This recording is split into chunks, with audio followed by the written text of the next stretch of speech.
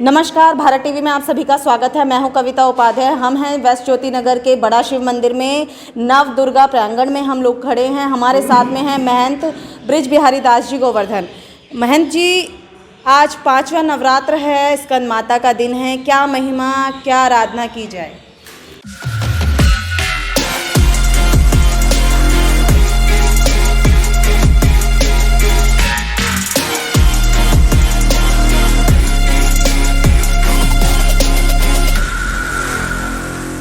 बोल सांचे दरबार की जय। माई मेरी सचियाँ जोतां वाली माता तेरी सदाई जय।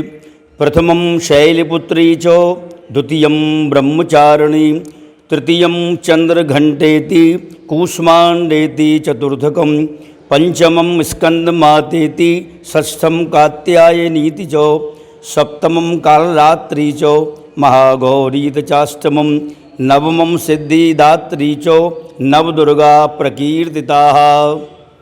प्रिय बंधुओं, प्रथमं शैलपुत्री चो ये जो श्लोक है, इसमें 9 जो माँ के स्वरूप हैं, 9 का नाम इसमें वर्णन आया है। आज का जो दिन है ये बड़ा ही श्रेष्ठ है। आज पंचमी तिथि है। इस पंचमी तिथि की जो अधिष्ठात्री देवी हैं वो स्कंद माता हैं।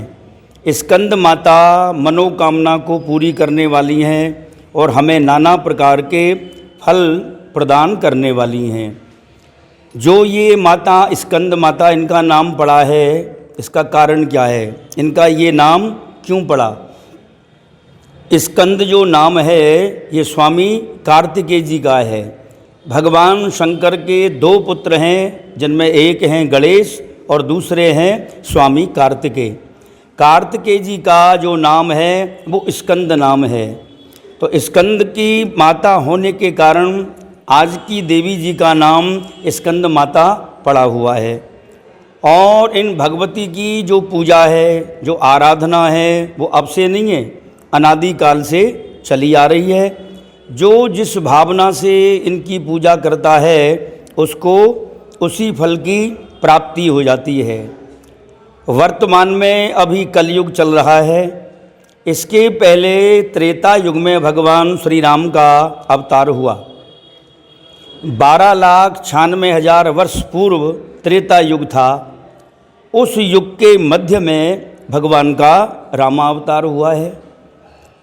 महाराज जो जनक हैं, उनकी जो जनक नंदिनी यानी जानकी सीता जी जो हैं, उन्होंने भी इनकी जो है पूजा वो की थी। पार्वती की पूजा करके सीता जी ने ये वरदान मांगा। चौपाई बोली, कहे माता जय जय गिरवर राज किशोरी और जय महेश मुख चंद चकोरी। अगली चौपाई में इन्होंने नामोच्चारण किया, जय गज बदन षडानन माता। यानी जय गज बदन, हाथी का मुख वाले जो गणेश हैं, पहले उनकी माँ जय गज बदन षडानन माता। षडानन कहते हैं 6 आनन, 6 मुख वाले स्वामी कार्तिकेय जी हैं। तो आज की जो माता का स्वरूप है, उनकी गोदी में षडानन यानी कार्तिकेय भगवान विराजमान हैं। स्कंद माता के दोनों हाथों में कमल लगे हुए हैं। एक हाथ आशीर्वाद के लिए उठा हुआ है और एक हाथ में अपने जो कार्तिकेय स्कंद पुत्र हैं उनको लिए हुए हैं। तो प्रिय बंधुओं, हमें इनके चरित्र से कुछ ज्ञान, कुछ शिक्षा ये लेनी चाहिए। जानकी सीता ने जब इनका पूजन किया और इनसे प्रार्थना की कि हे माँ, जय गज बदन षडानन माता जगत जननी दामिनी द्युति गाता। तो हे माँ, मैंने आपकी पूजा की है, आप मुझे वरदान दो, मुझे इच्छित वरदान मिले।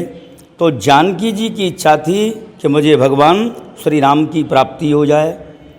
ऐसे प्रार्थना सुनकर के जो पार्वती हैं, उन्होंने ये आशीर्वाद दिया है। सारे रूप ये पार्वती सती इन्हीं जगदम्बा इन्हीं के हैं।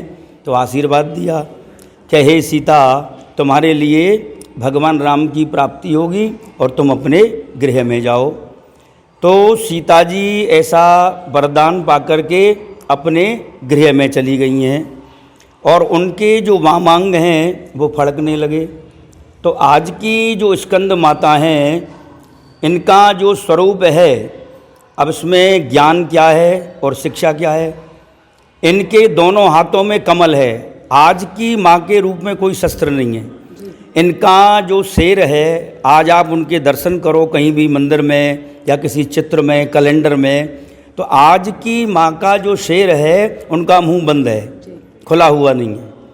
तो मुंह बंद का अर्थ है कि भाई उनका ये शांत रूप है। स्कंद माता का भी शांत रूप है।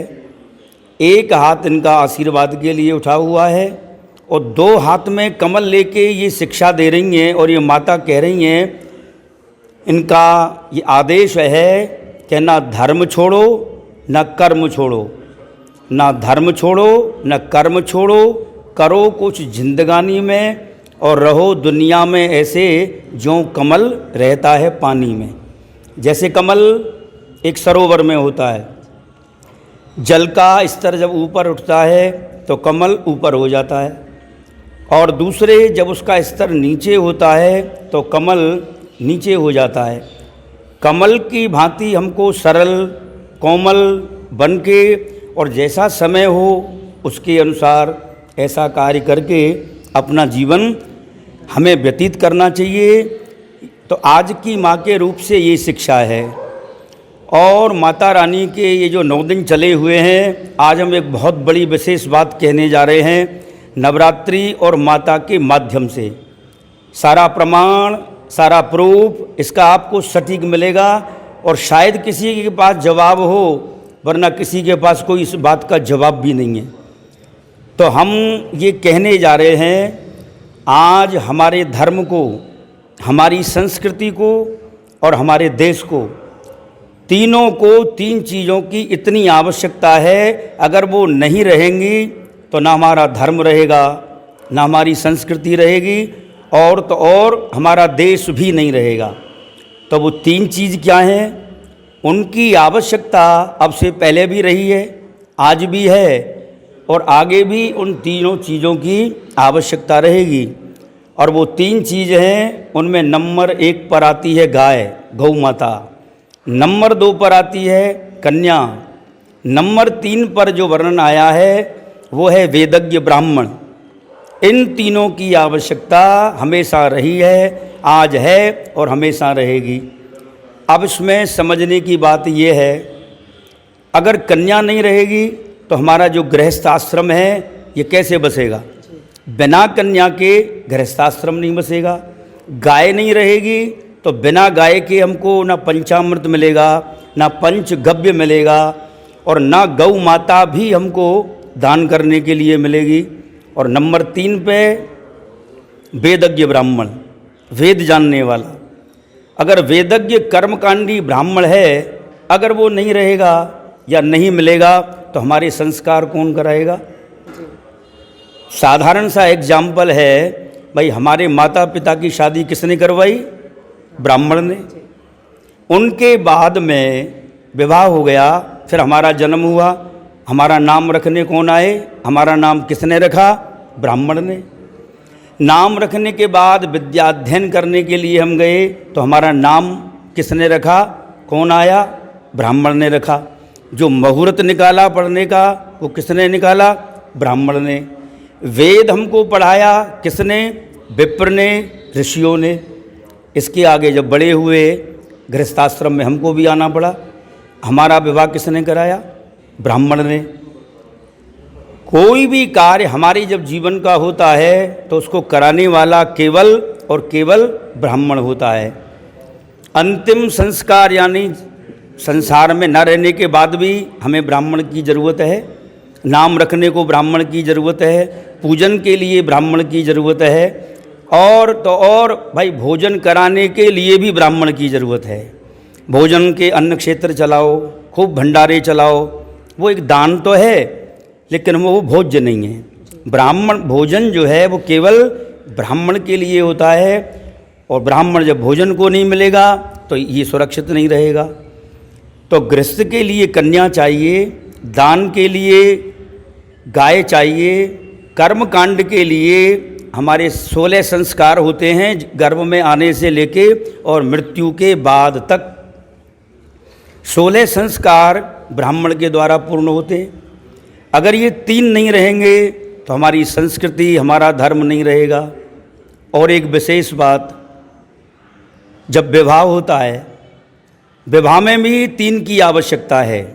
बड़े गौर से समझना इस बात को। शादी के अंदर अगर 3 चीज़ नहीं है तो विवाह हो ही नहीं सकता, हमारा चैलेंज है। हाँ, और वो 3 चीज़ क्या है? शादी के लिए भाई कन्या भी चाहिए, फेरे कराने के लिए ब्राह्मण भी चाहिए।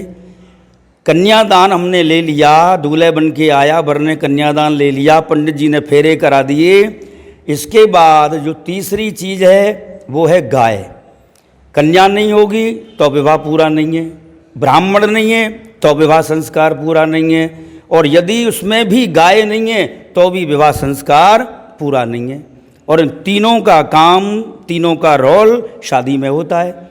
ब्राह्मण फेरे कराता है, माता पिता अपनी कन्या का दान करते। शादी सबकी होती है, आगे भी होगी, इस बात को कभी ध्यान देना। कन्यादान जब माता पिता करते हैं तो कन्या का अंगूठा पकड़ के वर के हाथ में दे देते हैं कि अपनी कन्या का दान हमने आपको दिया, आप इसको स्वीकार करिए। तो जब कन्यादान दूल्हे बना हुआ जो व्यक्ति है, मनुष्य है, वो लेता है तो देखना जो पंडित जी फेरा कराते हैं वो बाएं हाथ के नीचे कुछ पैसे रखवाते हैं और कहते हैं इस पर अपना बायां हाथ रख लो, सीधा हाथ दान लेने के लिए करो। तो सीधे हाथ में कन्या का वो दान लेता है। माता पिता कन्या का अंगूठा वर के हाथ में पकड़ा देते हैं। कन्यादान लेने के बाद अब वहाँ ये पद्धति है शास्त्र के अनुसार कि अब वो सोचता है कि मैंने कन्या का दान लिया है। कन्यादानम महादानम महादानम महाफलम, मैंने कन्या का दान लिया है तो कन्या का दान, इसका जो भार है मेरे ऊपर ज़्यादा ना पड़े, थोड़ा हल्का हो जाए, तब क्या करें। तो वहाँ आप देखना सारे भारत में हर विवाह के अंदर जो ब्राह्मण आचार्य होते हैं, फेरे कराने आते हैं, वो गौदान करवाते हैं कि आप गौदान करिए। तो भाई अब तो पैसे रख लेते हैं गाय के नाम के, वो दान कर देते हैं। लेकिन पहले रियल में असली गाय का दान होता था। तो क्यों होता था? कि कन्यादान का जो भार है वो कम हो जाए, इसलिए गौदान पहले भी होता रहा है और आज भी होता है। ऐसा नहीं कोई जानता नहीं है, पर ध्यान कोई देता नहीं है, पंडित जी गौदान कराते। और वहाँ श्लोक की एक लाइन आती है, भारिया दोष निवारणार्थम। ये श्लोक की लाइन है, यानी मैंने पत्नी रूप में कन्या को पाया है तो इसका दोष निवारण के लिए, भारिया दोष निवारणार्थम गौदानम अहम करिष्ये, ये संकल्प होता है। तो कन्या का दान जो लिया है उसका भार गौदान करने से कम हो जाता है। एक बात, पापी से पापी कोई जीव है, हमारा कोई बुजुर्ग है, चारपाई पे पड़ा हुआ है, मलमूत्र त्याग रहा है, उठ नहीं सकता, उसकी बहू बेटियां सेवा कर रही हैं। घर वाले उसके कष्ट को देख करके कहते हैं भाई अब तो इसको भगवान अपने पास बुला ले, उठा ले, अब इसकी सेवा नहीं होती। अब यानी इतना कष्ट है, देखा नहीं जाता। फिर किसी से पूछने जाते हैं, ब्राह्मण से, गुरु से, पुरोहित से, कि अब क्या करें। तो प्रिय बंधुओं, इस बात को ध्यान में रखना, तब यही 2 चीज़ें काम आती हैं। और यही बताया जाता है कि उनके हाथ से गौदान कराइए, उनके प्राण निकल जाएंगे, और गौदान करते ही प्राण निकल जाते हैं।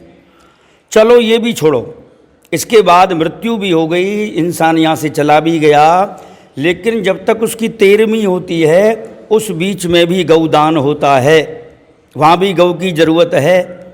तो हमको गाय हर जगह पर चाहिए। क्यों? बैतरनी नाम की जो नदी है, गौदान करने से वो वहाँ से पार उतार देती है। तो इसलिए कष्ट पा रहे हैं तो गाय चाहिए, यहाँ से चले गए तो गाय चाहिए, कन्यादान लिया है तो गाय चाहिए, पंचगव्य हमें ज़रूरत है तो गाय चाहिए, पंचामृत ज़रूरत है तो गाय चाहिए। तो प्रिय बंधुओं, इस बात पर ध्यान देना है, तीनों की इनकी रक्षा हो, ये हमारा सबसे बड़ा धर्म है। कन्यादान, इससे जो है गृहस्थ पूर्ण होता है। कन्या, गाय और ब्राह्मण, इन तीनों की रक्षा होगी तो हमारे धर्म की रक्षा होगी, हमारे देश की रक्षा होगी, हमारी जो संस्कृति है इसकी रक्षा होगी। और हम तो कहते हैं, हमारा विश्व हिंदू परिषद या जो भी गौ की रक्षा में आज लगे हुए हैं, कन्याओं की रक्षा में लगे हुए हैं, गरीब जो कन्या हैं, कई संस्थाएं उनका विवाह आदि कराती हैं, तो एक ये भी बहुत बड़ा पुण्य है। तो इन सब के लिए हमारा हार्दिक हृदय से धन्यवाद है जो इस कार्य में लगे हुए हैं। कहीं भी ब्राह्मण हो, गाय हो, कन्या हो, अगर वो कष्ट में है, भगवान ने तुमको ताकत दी है, धन की, शरीर की, जैसे बने उसकी रक्षा करिए। इन तीनों की रक्षा होगी तो महामाई जो भगवती है ये प्रसन्न हो जाएगी, इसमें कोई भी संदेह नहीं है। आज माता यही बता रही है कि मेरी गोद में आज मेरा पुत्र बैठा हुआ है और इनके 6 मुख हैं। 6 मुख वाला जो षडानन मेरा पुत्र है आज मेरी गोदी में बैठा हुआ है। इसलिए बंधुओं ध्यान दीजिए, ये तीनों कन्या, गाय और ब्राह्मण, ब्राह्मणों को एक नाम कहा गया है भूसुर, दूसरा नाम है भूदेव। ब्राह्मण वेद को जानने वाले जन्म से हैं, वो तो एक अलग चीज़ है। अगर वो वेद धर्म को जानते हैं तो भाई कहना क्या है, वो तो अति सुंदर है। तो जगदाधारम जगत सर्वम, ध्यान से समझना, ये सारा जगत, सारा विश्व जो बनाया हुआ, जितने प्राणी चराचर में जितने जीव हैं, जगदाधारम जगत सर्वम, भाई भगवान की कृपा सबको चाहिए। सारा विश्व परम पिता जगदीश्वर के अधीन है और वो जगदीश्वर भगवान कहो, हमारी माता रानी कहो या कोई भी शक्ति कहो, वो सब मंत्र के अधीन हैं। हम जिस देवता का मंत्र उच्चारण करेंगे वो हमारे समक्ष आएंगे, जिनको बुलाएंगे। जगदाधारम जगत सर्वम मंत्राधीनम च देवता, और सारे मंत्र जो हैं उनके अधीन हमारे देवता हैं। अब वो मंत्र कहाँ हैं? ते मंत्रा ब्राह्मणाधीनम तस्मात् ब्राह्मण देवता। वेद को जानने वाला ब्राह्मण इस बात को जानता है कि भाई फलाने देवता की हमें उपासना करनी है, साधना करनी है, तो ये मंत्र किस वेद में, किस अध्याय में, किस नंबर पे कहाँ लिखा हुआ है। जैसे कि हम अस्वस्थ हो जाएं और डॉक्टर के पास हम दवाई लेने जाते, तो ये डॉक्टर जानता है, उसने पढ़ाई की है कि इसको मुझे क्या मेडिसिन देनी है, कौन सी दवा इसको लाभ करेगी। मेडिकल वाले पे जाओ, चाहे उसके पास सारी दवा भरी पड़ी है, लेकिन जब तक डॉक्टर साइन नहीं करेगा मेडिकल वाला तुमको एक टैबलेट भी नहीं देगा। तो ऐसे ही हमारा गुरु, हमारा ब्राह्मण डॉक्टर की तरह से है। हम जब उनके पास में जाते हैं तो वो हमें बताते हैं भाई हमें क्या मंत्र चाहिए, उस मंत्र को ब्राह्मण जानते हैं। तो इसलिए हमारे जीवन में हमको ब्राह्मण की आवश्यकता है और यही कारण है कि ब्राह्मण का नाम भूदेव पड़ा हुआ है, तस्मात् ब्राह्मण देवता। इसमें लेश मात्र भी संदेह नहीं है। नवरात्रे इसीलिए आते हैं, यही ज्ञान कराने के लिए आते हैं कि हम लोग शक्ति को जानें। जगदम्बा के कई रूप हैं, शांत रूप भी है, विकराल स्वरूप भी है, कालरात्रि का रूप जो आगे आएगा वो महाकाली है। तो रोगान शेषा नपहंसी तुष्टा रुष्टा तो कामान सकलान भीष्टान त्वामाश्रितानाम न विपन्नराणाम त्वामाश्रिता ह्याश्रयताम प्रयांति। यानी माता रानी सभी रोगों को नष्ट करने वाली है, वरदान देने वाली हैं।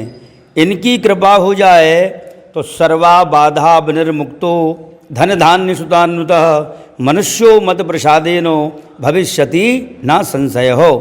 मनुष्य इनकी उपासना नवरात्रि में 9 दिन करके सारी बाधाओं से मुक्त हो जाता है। धन धान्य सुतान्वितः, धन से, धान्य से, पुत्र से पूर्ण हो जाता है। सुतान्वितः मनुष्यो मत प्रसादेन, स्वयं माता रानी कहती हैं कि मेरे प्रसाद से कोई अभाव उसके जीवन में नहीं रहता है, सारी बाधा रोग सब नष्ट हो जाते हैं। तो माता रानी की उपासना हम इसी कामना से करते हैं और तीन ही गूढ़ बात हैं, कन्या, गाय और ब्राह्मण। इस सेवा में जो लगा हुआ है परमात्मा उससे दूर नहीं है। परमात्मा और जगदम्बा दोनों उसके साक्षात हृदय में विराजमान है। इसी के साथ माता रानी को प्रणाम करिए और स्कंद माता का ध्यान करिए। बोल सांचे दरबार की जय।